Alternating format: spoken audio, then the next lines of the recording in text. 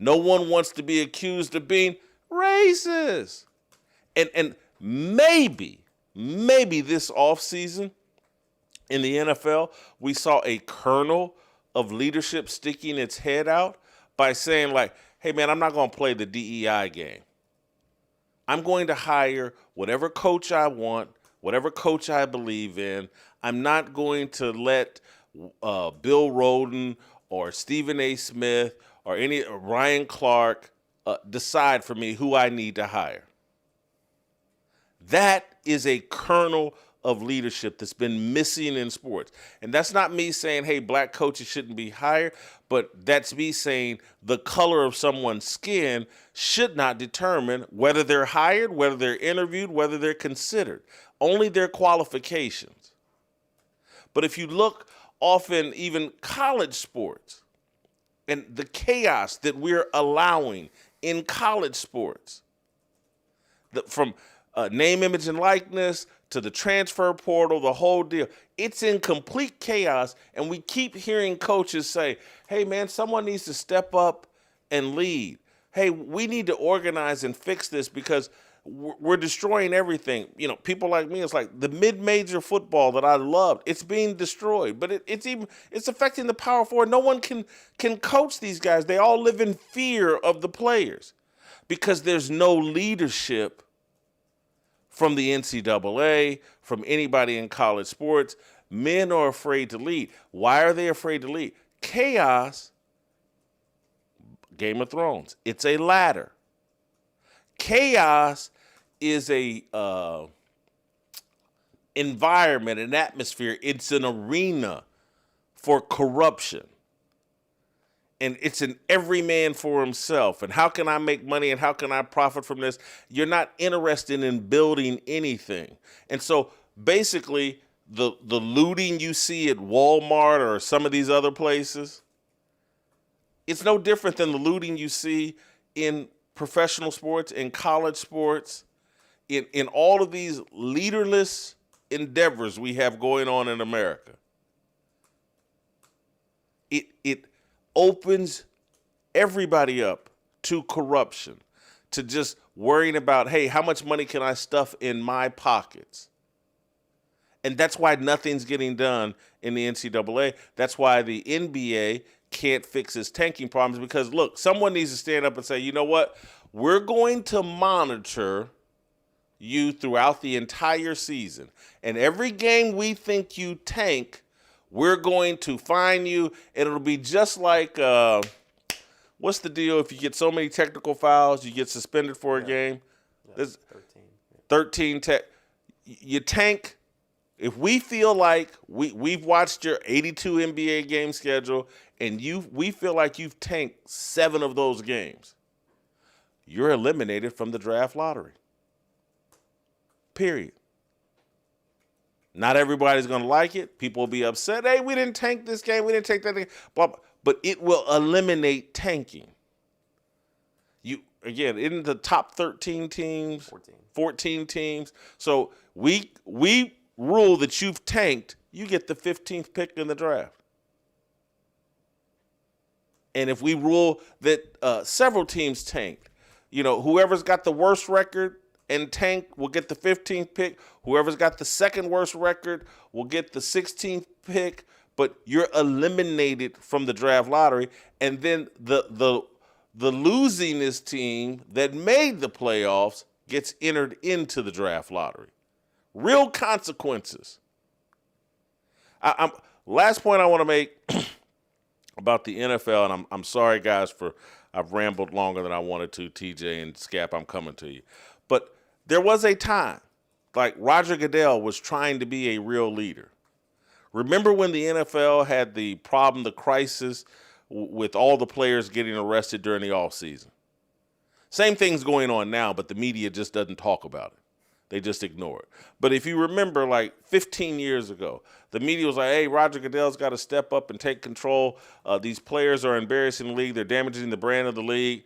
He needs to take ownership of the off-field crisis issue and become the sheriff and start disciplining these guys. And he stood up and did that. and he's regretted it ever since. And that's why he hasn't done anything bold. He hasn't taken on any real leadership responsibility. He's delegated everything. He's assigned a committee. He's got a whole diversity, equity, and inclusion staff of people in the NFL that they all have to be heard from before any decision can be made. And that's how you undermine leadership.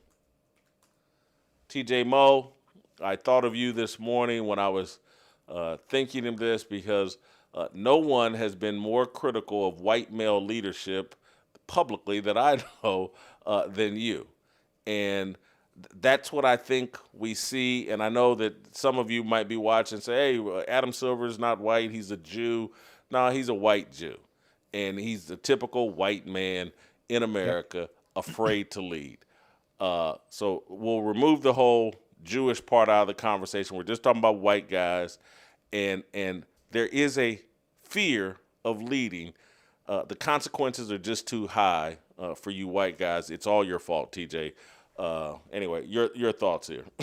It is our fault. And the consequences are too high because other white men are the ones handing out the consequences. I mean, that is the reality of what we're doing. You know, if you go through still today, even in the post-DEI world, white men make up, I mean, the majority of the government by a lot, right? The majority of the cabinet, certainly the presidency. I think the majority of the House, not sure on the Senate. I think so. It's pretty much white men hold all the levers of power.